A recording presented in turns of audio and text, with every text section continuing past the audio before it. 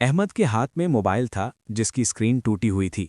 वही मोबाइल जिसे उसने महीनों की मजदूरी के बाद खरीदा था और आज एक लम्हे में ज़मीन पर गिरकर टूट गया था। अहमद की आंखों में आंसू आ गए। ये सिर्फ मोबाइल नहीं था, ये उसके ख्वाबों का जरिया था। ऑनलाइन काम, पढ़ाई और माँ के इलाज की उम्मीद सब इसी से जुड़ी थी। उसने आसमान की तरफ देखा और कहा, या अल्लाह, ये भी टूट गया। दिल चाह चीखे, किसी को कसूरवार ठहराए, मगर उसने खुद को रोक लिया। माँ की बात याद आ गई। बेटा, सब्र मुश्किल होता है मगर उसका फल हमेशा मीठा होता है। अहमद ने टूटे मोबाइल को खामोशी से जेब में रखा और अगले दिन फिर मजदूरी पर चला गया। कुछ दिन गुजरे, मुश्किलात कम होने के बजाय बढ़ती गईं।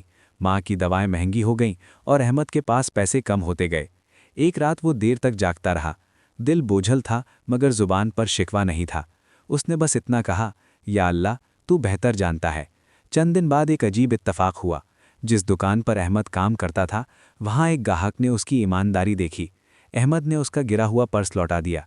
गाहक ने हैरत से पूछा, इतनी तंगी में भी तुमने ये वापस कर दिया? अहमद मुस्कुराया, जो अल्लाह का नहीं होता वो मेरे काम का नहीं होता। वो शख्स खामोश हो गया। अगले दिन वही आदमी दोबारा आया और अहमद को एक बेहतर नौकरी की पेशकश की, साथ ही एक नया मोबाइल भी दिया और कहा, ये तुम्हारी ईमानदारी का इनाम है। अहमद की आंखों में आंसू आ गए। उसने टूटे मोबाइल को देखा और दिल ही दिल में कहा, अगर वो न टूटता तो शायद ये दिन न देखता। घर आकर उसने माँ के हाथ चूमे।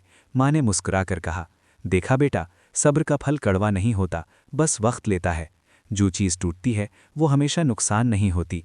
कभी कभी अल्लाह हमें बेहतर देने के लिए कुछ छीन लेता है। अगर ये सबक आमोज़ कहानी आपको पसंद आए तो वीडियो को लाइक करें।